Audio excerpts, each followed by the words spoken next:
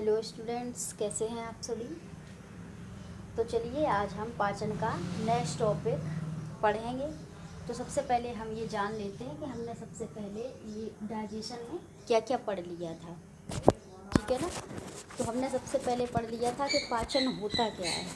ठीक है ना। पाचन का मतलब था कि जो जटिल भोज्य पदार्थ हैं उनको सरल घुलनशील पदार्थों में जो रूपांतरण होता है उसी को क्या बोला जाता था, पाचन। ठीक है ना। इसके बाद पाचन में हमने ये बक्कल कैविटी पढ़ ली थी। पाचन में हमने ये मुख गुहा के बारे में पढ़ लिया था। तो मुख गुहा में हमने क्या पढ़ा था, मुख गुहा में लार होती है, लार का सिक्रीशन होता है जिसमें एंजाइम्स होते हैं, टाइलिन और लाइपेज। ठीक है ना। तो मुख गुहा में ये भी पढ़ लिया था। टाइलिन जो था वो क्या करता था, कार्बोहाइड्रेट का पाचन करता था, और लाइसोजाइम जो था वो क्या था, रोगाणुओं को मारने का काम करता था। इसके साथ ही हमने यहाँ पे जो ग्रंथियाँ होती हैं, लार ग्रंथियाँ 3 तरह की, उनको भी पढ़ा था। और जो ग्रंथियाँ थी वो थी सबलिंगुअल, मेडिबुलर और पैरोटिड। ठीक है ना। इसके बाद हमने इसी मुख गुहा में दांतों को पढ़ा था। किसको, दांत पढ़ लिए थे 4 प्रकार के, कृंतक, रदनक, अग्रचवर्णक और चवर्णक। ठीक है। इसी के बाद हम आते हैं अब ग्रास नली पे। किस पे, ग्रास नली पे, इस पे आते हैं। ठीक है ना। तो चलिए, जैसे मान लीजिए ये हमारी क्या है, ग्रास नली है। ठीक है। तो आज हम इसके बारे में पढ़ेंगे कि क्या होती है ग्रास नली।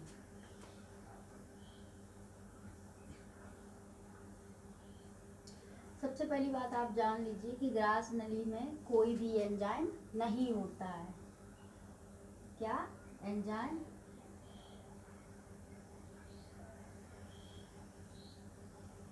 ग्रास नली में नहीं होता है। अगर ग्रास नली में एंजाइम नहीं होगा तो इसका मतलब क्या हुआ कि यहाँ पे पाचन संभव नहीं होगा। यहाँ पे पाचन कैसा है, संभव नहीं, तो यहाँ पे पाचन भी नहीं होगा। ठीक है। तो फिर इस ग्रास नली में होता क्या है, हमें इसको देखना। ग्रास नली जो है इसमें सिर्फ एक ही काम होता है कि भोजन क्या होता है, मुख गुहा से यहाँ से और यहाँ अमाशय तक आता है। ठीक है ना। तो जिस गति से भोजन आता है इसमें एक गति होती है। ठीक है ना, गति, उस गति को बोला जाता है क्रमाकुंचन गति। क्रमाकुंचन, ठीक है ना, ये गति होती है उसको क्या बोलते हैं, क्रमाकुंचन बोलते हैं। ठीक है ना। और इसमें क्रमाकुंचन गति है, ये क्या है, इसका एक हमें लाभ भी है। क्या लाभ है, इसका लाभ है कि यहाँ पे जो गुरुत्वाकर्षण होता है, गुरुत्वाकर्षण, उसका कोई भी प्रभाव नहीं पड़ता है। ठीक है ना। अगर गुरुत्वाकर्षण का प्रभाव पड़ता तो मान लीजिए हमने भोजन किया और हम पेड़ पे लटक जाते तो भोजन क्या होता, बाहर आ जाता, नीचे आ जाता। ठीक है ना। ये इसी गति का हमें सिर्फ यही लाभ है कि यहाँ पे गुरुत्वाकर्षण का कोई प्रभाव नहीं पड़ता है। ठीक है ना। और इसी के साथ ये ग्रास नली से अब भोजन कहाँ पहुँचा, यहाँ पे अमाशय में, इसमें। ठीक है ना। अब हम क्या करेंगे, अमाशय को पढ़ेंगे। ठीक है ना।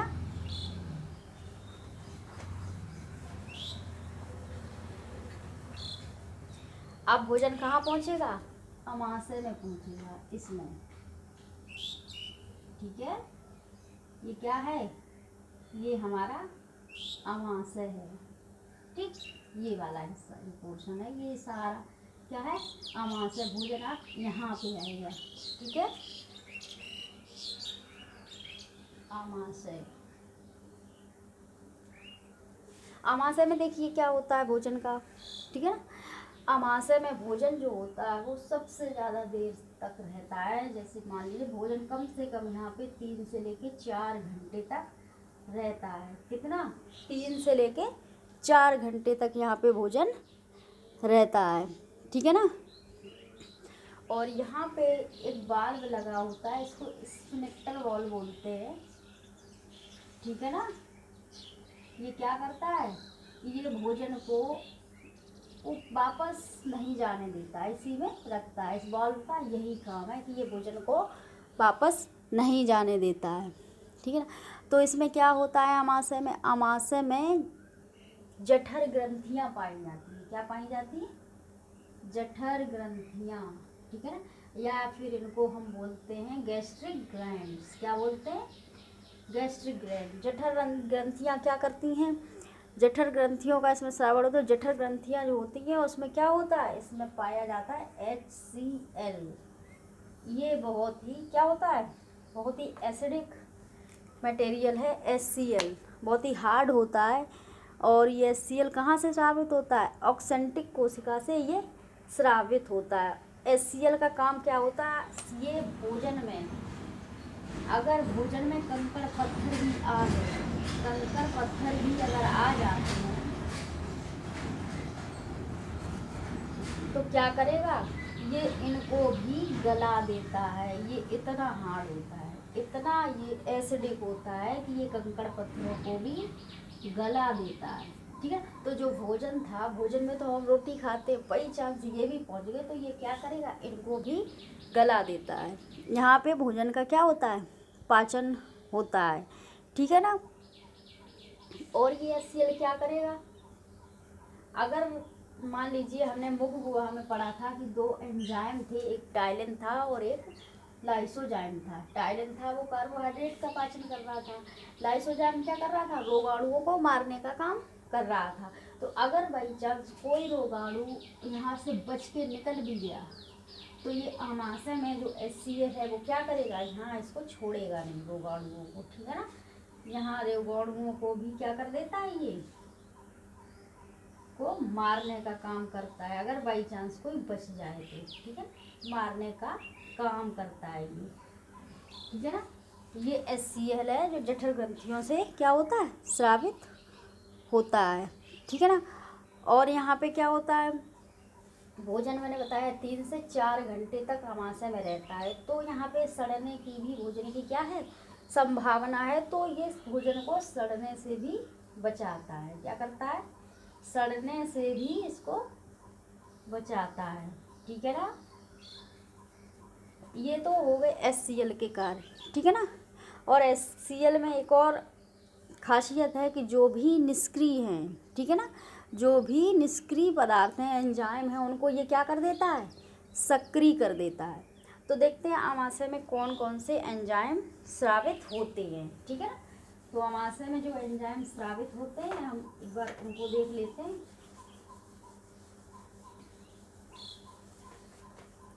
ठीक है ना।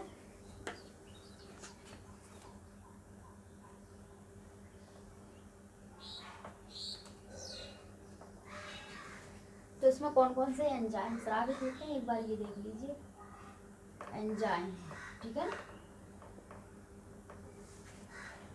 तो आमाशय में सबसे पहला एंजाइम है वो होता है पेप्सिन। क्या होता है? पेप्सिन। पेप्सिन एंजाइम क्या करता है? पेप्सिन एंजाइम जो होता है वो क्या करेगा? प्रोटीन को पचाने में सहायता करेगा। किसको?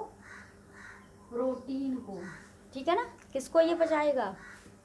ये पेप्सिन एंजाइम है वो प्रोटीन को पचाएगा। और इसके बाद होता है रेनिन। रेनिन आप लोगों ने पहले भी हम देख चुके हैं, रेनिन हार्मोन होता है, ये भी प्रोटीन को पचाता है, लेकिन किसमें?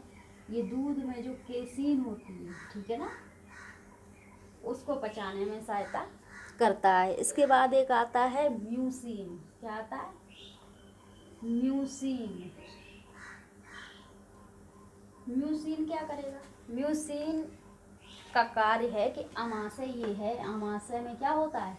HCl होता है। तो HCl बहुत ही हार्ड होता है। जब भोजन, मान लीजिए हमने भोजन नहीं किया तो क्या होगा? HCl जो हमारी आमाशय की ये परत है इसको क्या करेगा? इसी को काटने में लग जाता है, ठीक है ना। तो ये म्यूसिन क्या करता है? इस आमाशय की इस परत अंदर अंदर एक मोटी सी परत बना देता है इस तरीके से, इस बॉल की, जिससे क्या हो? HCl इस पे अपना प्रभाव न डाल पाए, ठीक है ना। तो म्यूसिन का ये काम होता है, ठीक है। HCl के जो घातक प्रभाव होते हैं इससे ये क्या करता है? सुरक्षा प्रदान करता है। इसके बाद होता है गैस्ट्रिक लाइपेज। क्या होता है? Gastric lipase. जो गैस्ट्रिक लाइपेज होता है वो वसा के पाचन में सहायक होता है। किसमें होता है?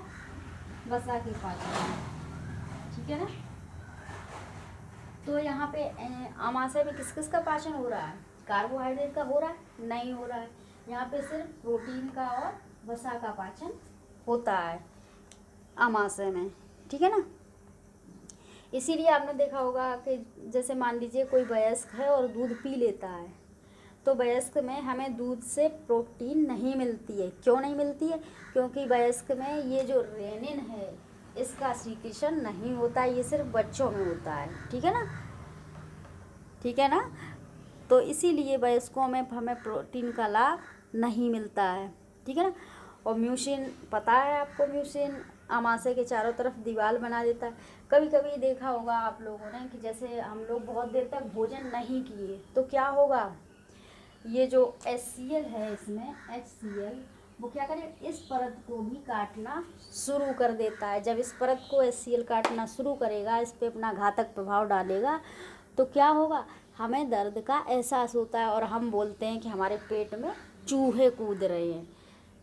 ऐसा ही बोलते हैं, लेकिन ये इसका प्रभाव होने लगता है। इसीलिए हम क्या करते हैं, फिर भोजन ग्रहण कर लेते हैं। ठीक है ना।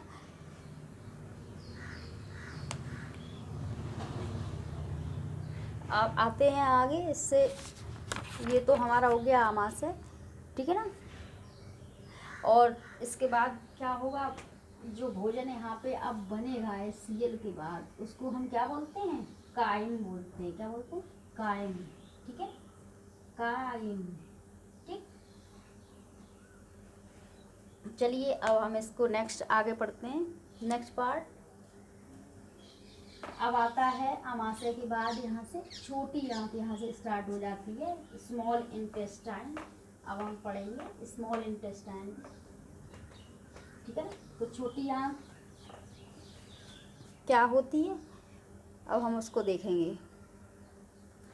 तो आंत भी दो होती है। आंत, पहले आंत जान लीजिए आंत क्या चीज़ है। आंत दो तरह की होती है, एक तो छोटी आंत, ठीक है ना, और दूसरी बड़ी आंत।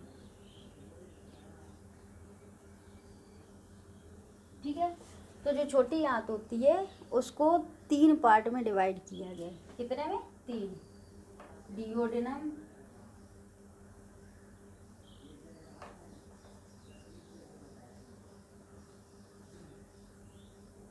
डिओडेनम, जेजुनम और इलियम।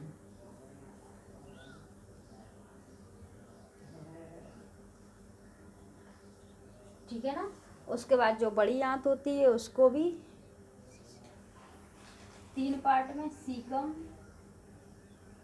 उसके बाद कोलन और उसके बाद रेक्टम। ठीक है ना।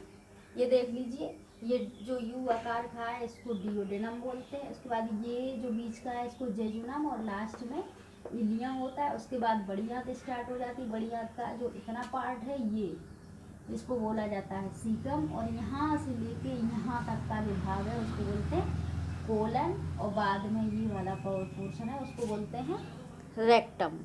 ठीक है ना। तो अब हम आते हैं सबसे पहले छोटी आंत। छोटी आंत क्या होता है? ठीक है ना।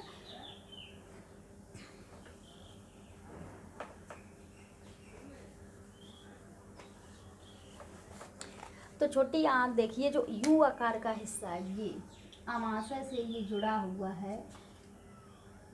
ये मान लीजिए कि ये हमारा आमाशय था। ठीक है ना। अब इससे जो ये यू आकार का ये हिस्सा है, ठीक है, ये वाला हिस्सा क्या होता है? छोटी आंत का प्रारंभिक हिस्सा, जिसे हम डिओडेनम बोलते हैं। ठीक है। और इसी से जुड़ा हुआ एक हमारी ग्रंथि है जिसको हम बोलते हैं लीवर, या फिर बोलते हैं जिगर। किसका कितना बड़ा जिगर है वो भी हम अभी देखेंगे। ठीक है ना।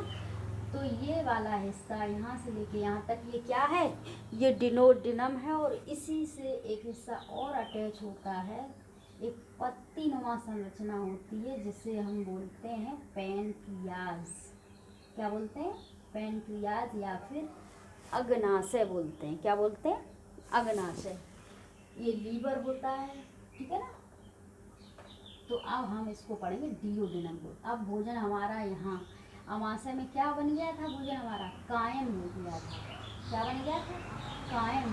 तो अब ये कायम क्या करेगा, यहाँ पे प्रवेश करेगा, ठीक है ना।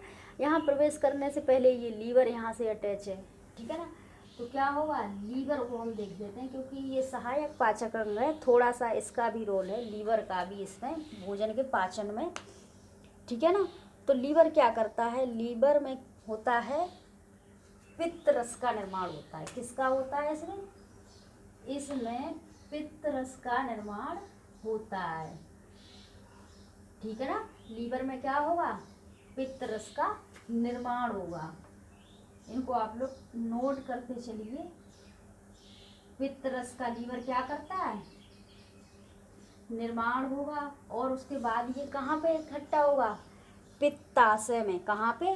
पित्ताशय में, या फिर इसको हम गाल ब्लैडर बोलते हैं। ये रहा, ये क्या है, पित्ताशय है, ठीक है ना। तो इसका संचय कहाँ होगा, पित्ताशय में। ये पित्ताशय में इसको क्या करेगा, संचित करेगा, ठीक है ना। पित्ताशय में जब ये संचित करेगा, फिर क्या होगा, उसके बाद जो भोजन है वो कहाँ आएगा, डिओडेनम में आएगा। मतलब छोटी आंत के प्रारंभिक हिस्से में ये भोजन आएगा। अब ये भोजन कैसा होगा, क्योंकि जब भोजन यहाँ से आया था तो यहाँ HCl था, हाइड्रोक्लोरिक अम्ल, ठीक है ना। अब भोजन यहाँ जो आएगा, तो ये जो पित्त रस होता है, इसका काम है कि भोजन को क्या करना, थोड़ा सा इसको क्षारी कर देना। यहाँ पे भोजन जो आएगा वो कैसा होगा, क्षारी होगा, ठीक है ना। क्षारी और अम्ली, ये हमें पता होना चाहिए कि जिसका pH कितना होता है, pH वैल्यू अगर 7 से ऊपर है, ठीक है ना, तो उसको हम क्या कहेंगे कि ये क्षारी है, ठीक है ना। क्या कहेंगे, क्षारी। और अगर 7 ही pH है तो उसको हम क्या कहेंगे, ये उदासीन है, ठीक है ना। और अगर pH कैसा है, 7 से कम है, ठीक है ना, मतलब 6.9, 6.5, 5, 4 इस तरीके से, तो उसको हम क्या कहते हैं, अम्ली है। क्या है, अम्ली है। तो जो हमें ये कायम प्राप्त हुआ था, ये कैसा था, ये अम्ली था। पित्त रस की वजह से क्या हो गया, ये क्षारी हो गया, ठीक है ना।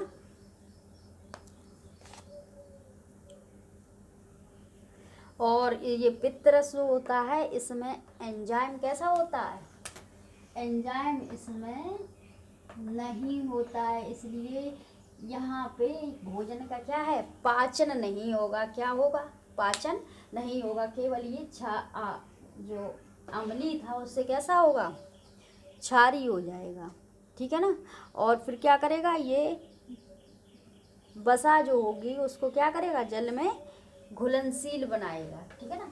वसा को ये जल में जब घुलनशील बनाएगा, तो इस क्रिया को बोलते हैं हम इमल्सीकरण। क्या बोलते हैं, इमल्सीकरण बोलते हैं, ठीक है ना। उसके बाद ये इमल्सीकरण के बाद बहुत सारे एंजाइम होंगे जो वसा के पाचन में क्या करेंगे, सहयोग करेंगे।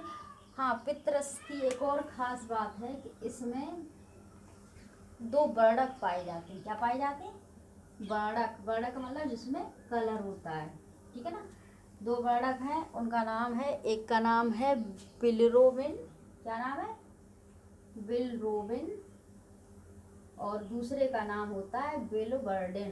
क्या नाम होता है, बिलिवर्डिन, ठीक है ना।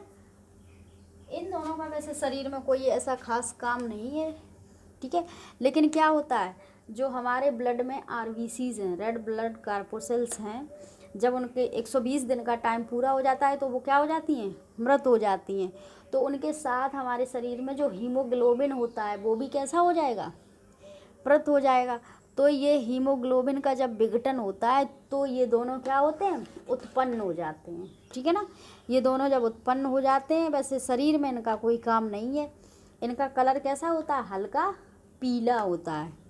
ठीक है ना, तो हल्का पीला हो जाता है। तो ये क्या करेंगे, और इनका अगर उत्सर्जन नहीं हो पाता है तो ये शरीर में अंदर पहुंच जाते हैं, जिससे हमारे शरीर का रंग भी कैसा हो जाता है, पीला हो जाता है। और हमें एक रोग हो जाता है जिसे क्या कहते हैं, पीलिया कहा जाता है। ठीक है, तो ये बिलरोबिन और बिलबर्डन की वजह से होता है। अगर इनका उत्सर्जन होता रहे तो हमें कोई भी रोग नहीं होता है। ठीक है ना, इनका बस इतना ही काम है। इसके बाद हम आते हैं अग्नाशय। अब भोजन हमारा क्या होगा, अमाशय से हमें यहाँ एंटर किया, यहाँ से लीवर ने पित्तरस उत्सर्जित करके भोजन को कैसा कर दिया, क्षारीय कर दिया। अब भोजन यहाँ पे आया, अब ये इसमें, इसको पैंक्रियाज या फिर अग्नाशय बोलते हैं। क्या बोलते हैं, अग्नाशय। ये हमारे शरीर की दूसरी सबसे बड़ी ग्रंथि है। सब शरीर की सबसे पहली बड़ी ग्रंथि कौन है, ये लीवर। ठीक है ना, या फिर यकृत जिसे बोलते हैं, और ये दूसरी है। ठीक है, तो इसमें क्या होता है, इसको हम देख लेते हैं थोड़ा सा। इसमें अग्नाशय है, इसमें अग्नाशयी रस का श्रावण होगा। ठीक है ना, और इस रस को हम क्या कहते हैं कि ये पूर्ण पाचक रस होता है। ठीक है ना, और इसमें 3 तरह के एंजाइम होते हैं। ठीक है ना, उनको आप देख लीजिए। एक होता है ट्रिप्सिन,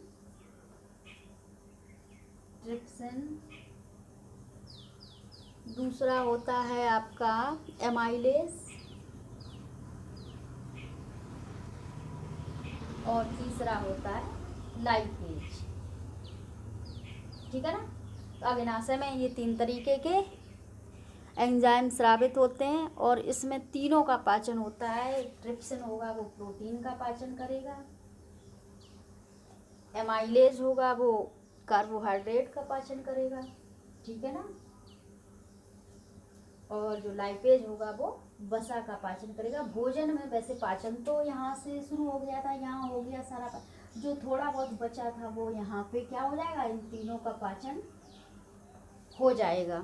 ठीक है, तो इस रस को या अग्नाशयी रस को हम क्या कहते हैं कि ये पूर्ण पाचक रस है। ठीक है ना, यहाँ पे जो क्रिया होती है उसका पूर्ण पाचन हो जाता है।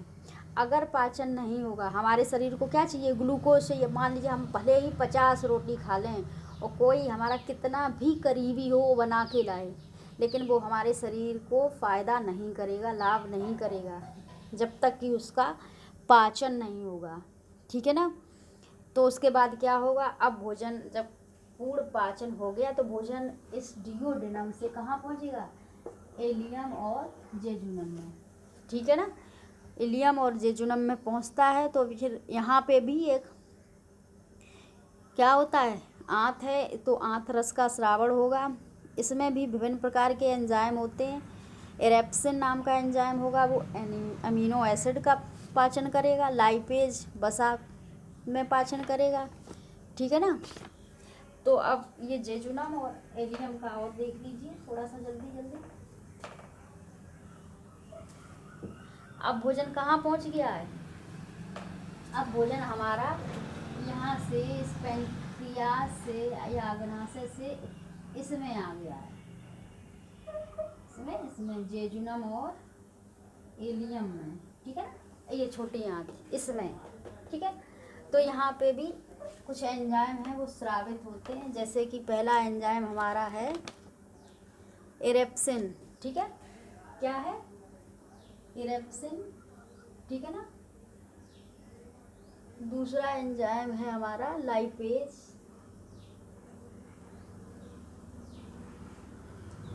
ठीक है ना, इसी तरीके से इसमें 4-5 एंजाइम होते हैं। एरेप्सिन जो होता है वो प्रोटीन के पाचन में, ठीक है ना, एरेप्सिन क्या करेगा, प्रोटीन के पाचन में सहायता करेगा और हमें क्या देगा, एमिनो एसिड देगा। लाइपेज होगा वो क्या करेगा, वसा के पाचन में सहायता करेगा और हमें क्या देगा, फैटी एसिड देगा। ये हमने पहले चैप्टर में, पहले वीडियो में पढ़ा था, ठीक है ना। इसके बाद माल्टोज, माल्टोज क्या करेगा? माल्टोज एक प्रकार से शर्करा है जो कहाँ पाई जाती है? अनाजों में पाई जाती है, जिसके कारण हमें भोजन कैसा लगता है? मीठा लगने लगता है। उसके बाद आता है लैक्टोज। लैक्टोज ये क्या है? लैक्टोज ये क्या है? दूध में पाई जाने वाली शर्करा है। लैक्टेज एंजाइम है, ठीक है ना, ये एंजाइम है लैक्टेज और माल्टेज। और माल्टोज अगर हम कर देंगे तो ये क्या बन जाएगी? ये एक शर्करा बन जाती है, ठीक है ना। ऐसे ही लैक्टेज है, ये लैक्टोज है, ठीक है ना। ये एंजाइम है और ये एक प्रकार का क्या है? शर्करा है, ठीक है ना। तो ये दूध में पाया जाने वाला है, ठीक है ना। इसके बाद एक लास्ट एंजाइम और बचता है, सुक्रेज। क्या? सुक्रेज। सुक्रेज जो होता है वो गन्ने में मिठास, ठीक है ना, गन्ने में जो मिठास होती है, सुक्रेज ये एंजाइम है। इसको बदलेगा सुक्रोज में, ठीक है ना, सुक्रोज में। और सुक्रोज क्या होती है? एक तरह का ग्लूकोज है, ठीक है ना। क्या है? ग्लूकोज है। तो इस तरीके से इसमें इतने सारे ये एंजाइम होते हैं।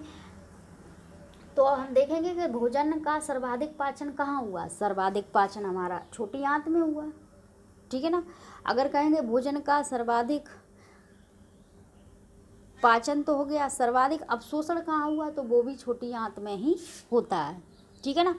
तो अब हम ये जो लैक्टोज था इसके बारे में थोड़ा सा शॉर्ट में देख लेते हैं। दूध के बारे में, सभी लोग दूध पीते हैं, थोड़ा सा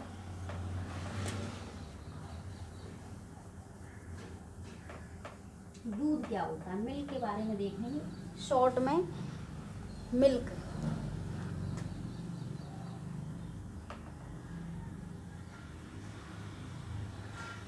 ठीक है ना, बहुत जल्दी देखेंगे, आप लोग भी देखिएगा। जैसे मान लीजिए मिल्क है, ठीक है। तो क्या होता है मिल्क में? मिल्क को पचाने वाला कौन हार्मोन होता है? रेनिन। क्या होता है? रेनिन, जो अभी हम पढ़े थे, ठीक है ना। और ये किसको पचाता है? केसीन को पचाता है। किसको पचाता है? केसीन को पचाता है, ठीक है ना। ये दूध का पहला कार्य। दूसरा है, दूध में जो रंग होता है सफ़ेद, वो किसकी वजह से होता है? दूध का रंग सफ़ेद किसकी वजह से होता है? केसीन की वजह से होता है। किसकी वजह से होता है? केसीन की वजह से होता है, ठीक है। अगला पॉइंट है दूध में मिठास। मिठास किसकी वजह होती है? मिठास का कारण क्या होता है? तो मिठास का कारण होता है लैक्टोज। क्या होता है? लैक्टोज। अगले आते हैं, दूध में जो लैक्टोज होता है, लैक्टोज का पचाने वाला कौन है? ठीक है ना, लैक्टोज भी तो पचाया जाएगा। तो लैक्टोज को जो पचाने का काम करता है वो करता है लैक्टेज एंजाइम। क्या करता है? लैक्टेज। ओज और एज में अंतर आप लोग अभी मैं बता ही देती हूँ। दूध को खराब कौन करता है? खराब कौन करता है? खराब करता है दूध को जीवाणु। कौन? जीवाणु। तो जो खराब करता है उस जीवाणु का नाम क्या है? उसका नाम क्या है? उसका नाम है लैक्टोबैसिलस। ये हम बहुत छोटी क्लास से पढ़ते आ रहे हैं, लैक्टोबैसिलस, ठीक है ना। ये दूध के फैक्ट हैं, आप लोग नोट डाउन करती चले। अब देखिए दूध की शुद्धता को कौन नापता है? शुद्धता तो कहेंगे लैक्टोमीटर। क्या? लैक्टोमीटर। ये दूध की क्या करेगा? शुद्धता को नापेगा। दूध में सर्वाधिक तत्व कौन सा पाया जाता है? तो बोलेंगे कैल्शियम। कौन सा? कैल्शियम। ये सर्वाधिक पाया जाता है, ठीक है ना। सर्वाधिक कौन पाया जाता है? कैल्शियम। और दूध में कौन सा विटामिन नहीं पाया जाता है? नहीं पाया जाता। कौन सा विटामिन होता है? वो होता है विटामिन सी, ठीक है ना। कौन सा? Vitamin C. तो इतने सारे फैक्ट हैं दूध के बारे में। इसको आप चाहे तो स्क्रीनशॉट ले लें या फिर जैसे भी है आप लिखते रहें। ये हो गया दूध, मिल्क, ठीक है ना। चलिए अब हम आगे आते हैं। ये टॉपिक हम आज डाइजेशन यहीं ख़त्म करेंगे, ठीक है ना। अब हमारा भोजन जो था वो कहाँ पहुँच गया, आमाशय से डियोडेनम, डियोडेनम से जेजुनम और इलियम, इलियम से अब भोजन आता है हमारा बड़ी आंत, यहाँ पे, कहाँ पे, यहाँ पे सीकम में। कहाँ पे आएगा, सीकम में आएगा, ठीक है ना। तो सीकम में क्या होता है, जो भोजन हमारा आया था उसमें कुछ क्या होते हैं, विषैले पदार्थ होते हैं। क्या होते हैं, विषैले पदार्थ, और उनका बाहर निकलना बहुत ज़रूरी होता है, ठीक है ना। तो क्या होगा, यहाँ सीकम से एंट्री करेगा। यहाँ पे एक बात और बताने वाली है कि यहाँ सीकम में ही यहाँ पे एक जुड़ा होता है वर्मीफॉर्म अपेंडिक्स, वर्मीफॉर्म अपेंडिक्स, ठीक है ना। ये हमारे शरीर में एक तरीके से अपसेसी अंग है। जैसे भोजन यहाँ से एंटर किया, अगर यहाँ पे अपेंडिक्स में कोई कण भोजन के रह गए तो क्या होगा, यहाँ पे इन्फेक्शन हो जाएगा, ठीक है ना। और ये क्या करेगा, और फिर हम लोग बोलते हैं कि हमको अपेंडिक्स रोग हो गया, तो डॉक्टर क्या करते हैं, ऑपरेशन करके इसको निकाल देते हैं, क्योंकि इस अंग का अब कोई काम नहीं है। पहले इस अपेंडिक्स का काम होता था। पहले क्या था, क्योंकि पहले जो मानव था, पूरा पाषाण काल या पाषाण काल में, उस समय मानव जो था वो कच्चा भोजन प्राप्त करता था या कच्चा भोजन ग्रहण करता था। तो मानव जब कच्चा भोजन ग्रहण करता था तो हमारे शरीर में सेल्यूलोज उत्पन्न होता था। तो ये पहले सेल्यूलोज के पाचन में सहायता करता था। अब भोजन पढ़ा लिखा हो गया है, अब मनुष्य है वो पढ़ा लिखा है, तो क्या करता है, भोजन पका के खाता है, तो हमारे शरीर में सेल्यूलोज नहीं बनता है, तो फिर अब इस अपेंडिक्स का कोई काम नहीं है। ये एक तरीके से कैसा है, अवशेषी अंग है, ठीक है ना। उसके बाद भोजन कहाँ पहुँचेगा, सीकम से कोलन में यहाँ पहुँचता है, यहाँ से आते हुए लास्ट आता है हमारा कहाँ पे, रेक्टम में। और रेक्टम से क्या होता है, भोजन हमारे शरीर से बाहर हो जाता है, ठीक है ना। जो विषैले पदार्थ हैं वो बाहर हो जाता है, ठीक है ना। इस तरीके से हमारा जो डाइजेशन सिस्टम था या पाचन तंत्र था, आशा है कि आप लोगों को बहुत अच्छे से समझ में आया होगा। अगर आपको नहीं समझ में आया है तो आप लोग हमें कमेंट करके बताएं कि आपको कहाँ पे प्रॉब्लम हुई है। हम और कोशिश करेंगे और अच्छे से आपको बताने की कोशिश करेंगे, ठीक है ना। तो आप लोग इसको पढ़िएगा और नोट डाउन करते रहिएगा। और जो हमारा यूट्यूब चैनल है उसको आप सब्सक्राइब करें, लाइक करें। लॉकडाउन है, घर में रहें, स्वस्थ रहें, सुरक्षित रहें। धन्यवाद।